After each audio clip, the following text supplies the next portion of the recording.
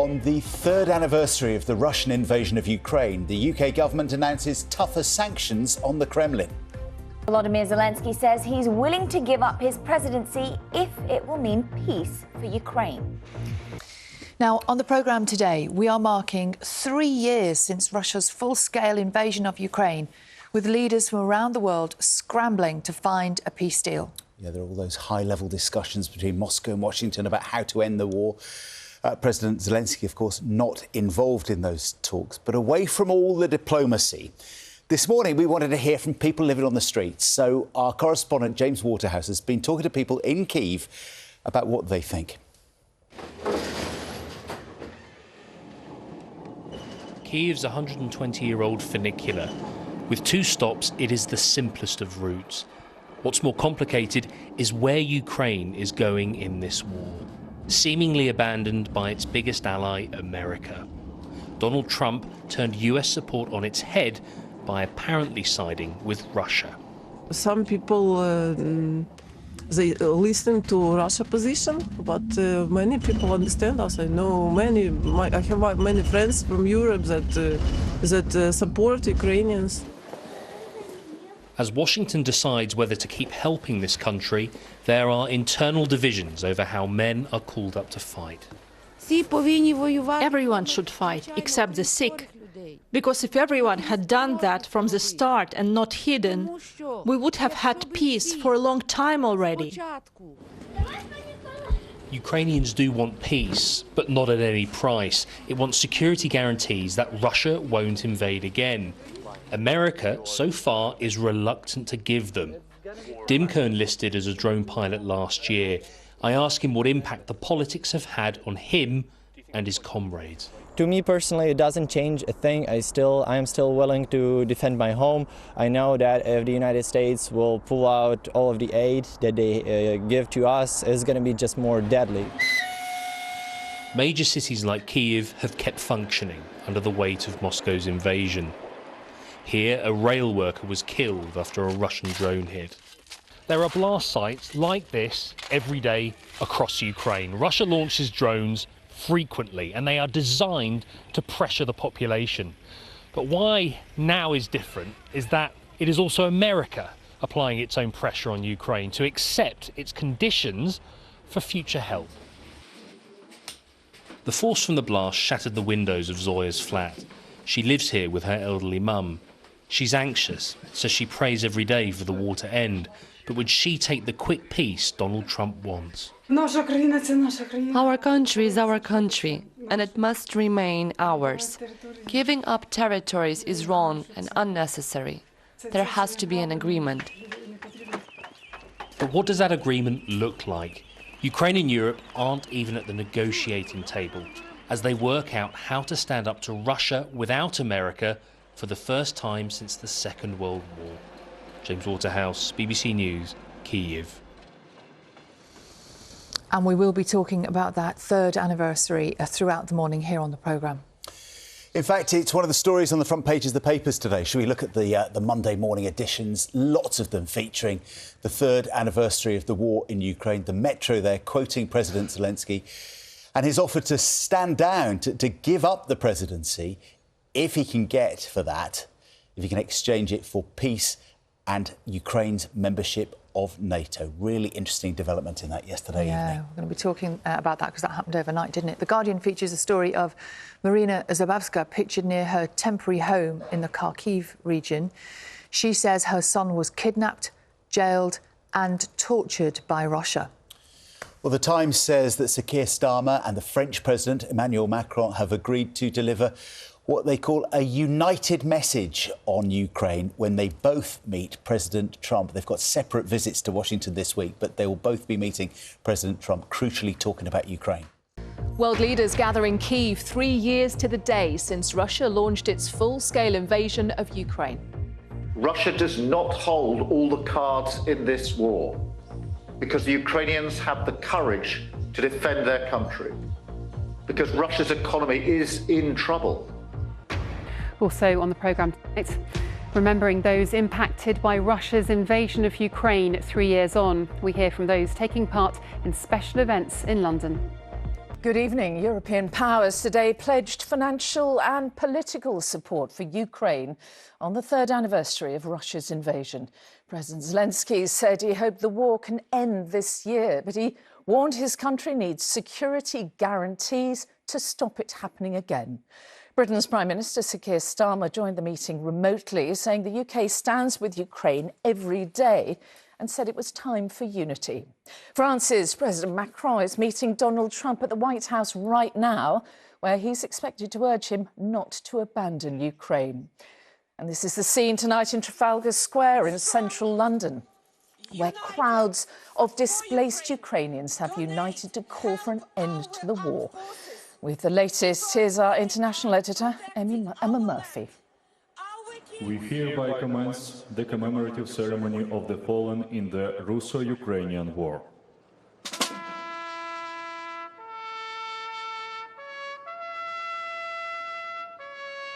They gathered to honour the dead of 3 years of war, an acknowledgement of sacrifice and solidarity. Ukraine's President and First Lady, and Ukraine's allies. As needed now as at the start of this war, in a country which fears its near future could be more challenging than its present and recent past. Absent from the lineup of world leaders, the one with the greatest power of them all, President Trump. Now so keen for peace, but likely at a price this country is loath to pay. Though he was also absent from the summit of world leaders, this was a show of unity for his benefit as much as anyone else's. We hope that we can finish this war this year, not in 3 years. And we hope that the United States will continue support, like all the partners.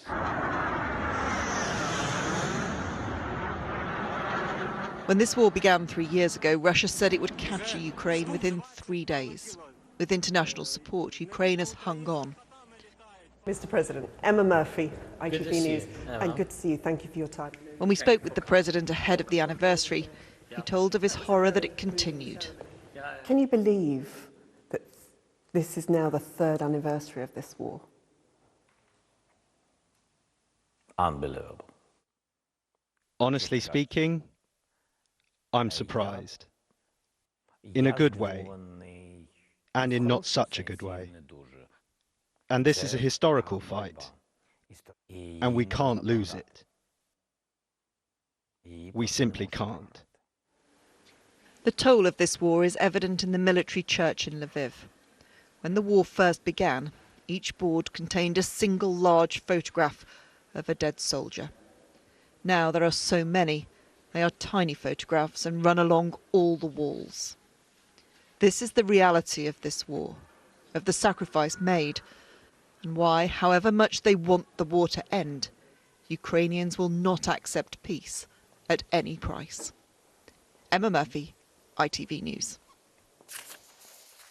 Well, it came as the French President Emmanuel Macron met President Trump at the White House, with Ukraine high on the agenda. Sir Keir Starmer heads there later this week.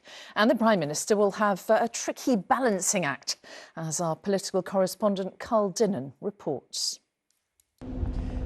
The differences between Europe and the United States over Ukraine are stark.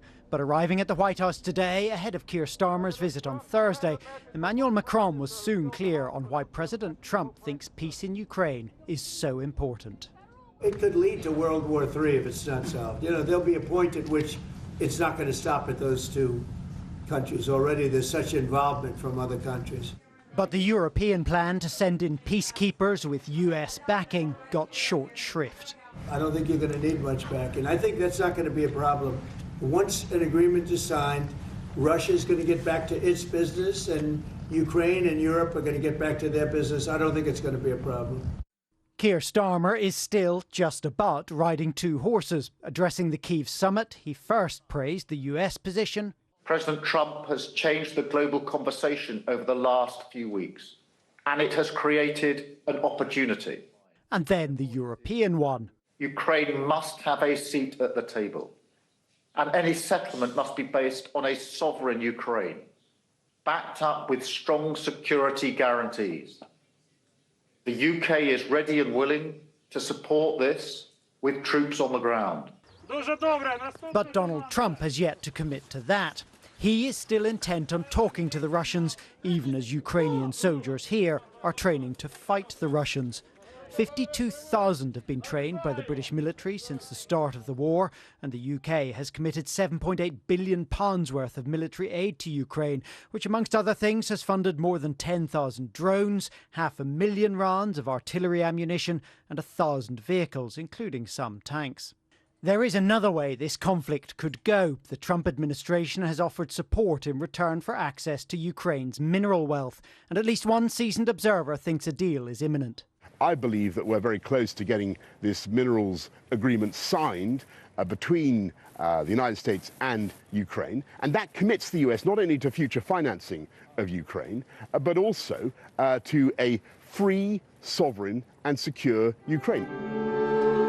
A sovereign and peaceful Ukraine is what Ukrainians gathered in London to pray for this morning. It still feels a long way off. Carl Dinnan, ITV News.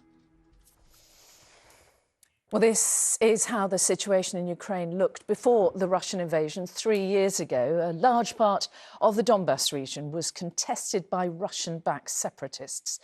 After the full-scale Russian invasion began, their forces advanced rapidly in the following weeks. After a Ukrainian counter-offensive recaptured most of their northern territory, and since November 22, the front line has remained relatively static. Now, the cost for Ukraine has been severe, of course. US officials estimate the military losses of between 60 and 70,000. The United Nations confirmed that more than 12,000 civilians had been killed by the end of last year.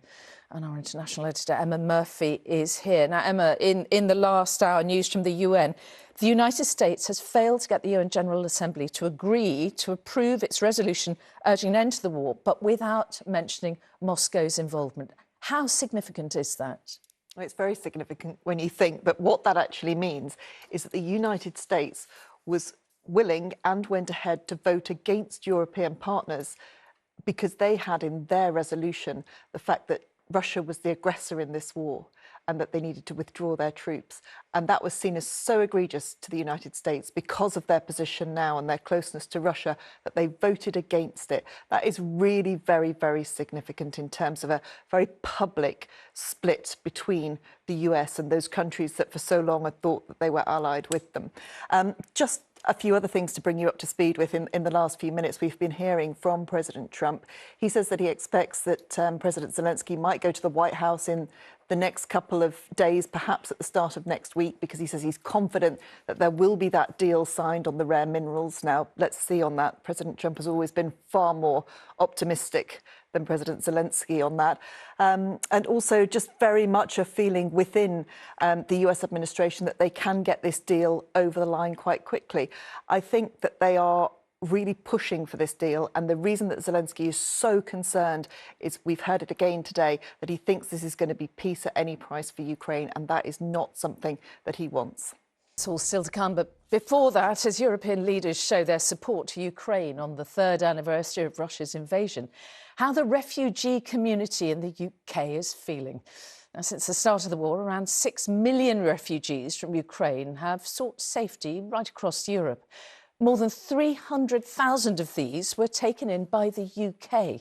As of early 2024, 70% of adults who arrived under the two main Ukraine schemes were women, as Ukrainian men were not allowed to leave. Of all arrivals under these schemes, more than a quarter were under the age of 18. All of those who fled the war are suffering, of course, and many have lost loved ones and had their dreams shattered. Our social affairs correspondent Sarah Corker heard from some of them about their hopes for the future. Simple as it is, Ukrainian children want normality, normal things. If they could and it was safe, they would be back home tomorrow.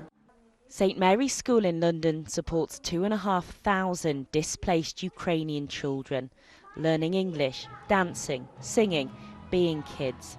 But the head teacher here warns that as the war continues, they can't even start healing.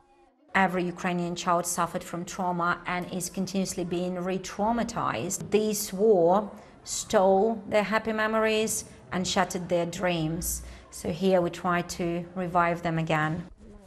Mother of 5, Tatiana, warns Ukraine needs its allies more than ever. I want to believe that the whole world will hear our words, but the truth is being flipped. Everyone needs to hear our pleas for help. Our country is very small compared to the aggressor. We can't do much by ourselves. We don't have the ammunition or the people.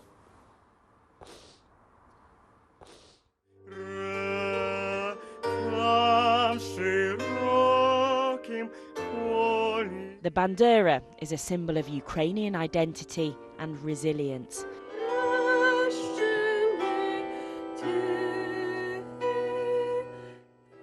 Oksana and Taras are part of a traditional choir in Manchester, performing for a Ukrainian radio show, music that helps to keep their country close. Singing, I feel that I can bring the part of my Ukrainian soul whenever I go in this world. Oksana fled the war 3 years ago, and like thousands of others, she now has to apply for an 18-month visa extension, and the uncertainty weighs heavy. It makes me feel a little bit stressful because I don't know what will be after that. So you cannot plan your life in more than a year and a half. Of course, I do want to come back to Ukraine, but only if it will be a safe place for me, my family, my future children. If it's not, we will be moving somewhere else if Britain don't let us stay here. Taras is studying for his A-levels, but the destruction back home is never far from his mind. Russians launching their missiles and rockets and drones every day, every night. He showed me photos of his best friend, Max. Yeah, that's me and him. So young. Who was just 18 when he was killed by a Russian missile. Yeah, I've done a song for him, and every time I'm singing the song, I'm trying to mention his name and all our heroes that died, and yeah, for their souls. These images on display in Portsmouth offer a glimpse of life on the front line. Photos all taken by a fallen soldier killed in battle. Across the UK, communities have gathered to honour Ukraine's resistance, all of those who have died and those forced to flee. More than 300,000 Ukrainians have sought safety in the UK since the war started. Refugees like Anna in London. Even if I am physically here, my heart always in Ukraine. The Homes for Ukraine scheme paired her with British hosts, strangers who've now become friends. I found another family who didn't let me go and they took me to them. It's British family and I still live with them. I love them so much. They are for me like, I call them my British family. That's why I still here and I still can do what I do. This is what she does, organising events in support of Ukraine. The human cost of this war, both home and abroad, is far-reaching. As 3 years of American policy on the war has been abandoned in a stroke, Ukrainians face an increasingly uncertain future. Sarah Corker, ITV News. Now, 3 years on from Russia's invasion of Ukraine, events have been taking place in the capital to mark the anniversary and gather in solidarity and support of those who were forced to flee. Earlier, a special service was held at the Ukrainian Catholic Cathedral in central London. Frankie McCamley was there. Thank you for joining us in prayer. Thank you for being with us in solidarity. Alongside a message of appreciation, a moment of reflection for Ukrainians living in the capital, alongside multi-faith and community leaders. 3 candles lit, marking 3 years since the full-scale war in Ukraine began. It's hard for me to believe. It's saddening, it's shocking, and a challenging day for sure, passing this 3rd anniversary. And so I think today what I'm hoping that this did for our Ukrainian people here in the United Kingdom was to show them once again they're not alone. For Natalia and her community group, that message extends to their loved ones back home. All Ukrainians, we call them, we support them, we send them help and kind words. just to support them, to be with them, even when we are far from there, but our heart is there. A sentiment felt by so many here. Many friends are fighting. Many classmates are there defending Ukraine. So it's not easy for us. But we pray and we wish for better, that the war will stop soon and we'll be happy again. Peace is what we want. Peace is what we need. The children in this choir also singing for their classmates, some forced to leave their homes in Ukraine, others they left behind. I felt really powerful because I have the power to tell the story of children and tell what we need and what we want to have in our lives. We want freedom and we want peace. It's still war in Ukraine. It's children there and they need like a normal childhood where they just can like woke up and that will be peace. Do you think one day you may go back? I hope so. I really want to see my bedroom again. Maybe one day I will go back and just help to restore the country. An optimistic outlook in an uncertain world. Frankie McCamley, BBC London. On the 3-year anniversary of the start of the war, the Ukrainian refugee community in London is reflecting on their journey and future. This morning, a special prayer service was held at the Ukrainian Catholic Cathedral, attended by children from St Mary's Ukrainian School, MPs and the Bishop of London. We'll be live at a freedom rally in Trafalgar Square, which is taking place this evening. But first, Carolyn Sims' report on those affected by the conflict.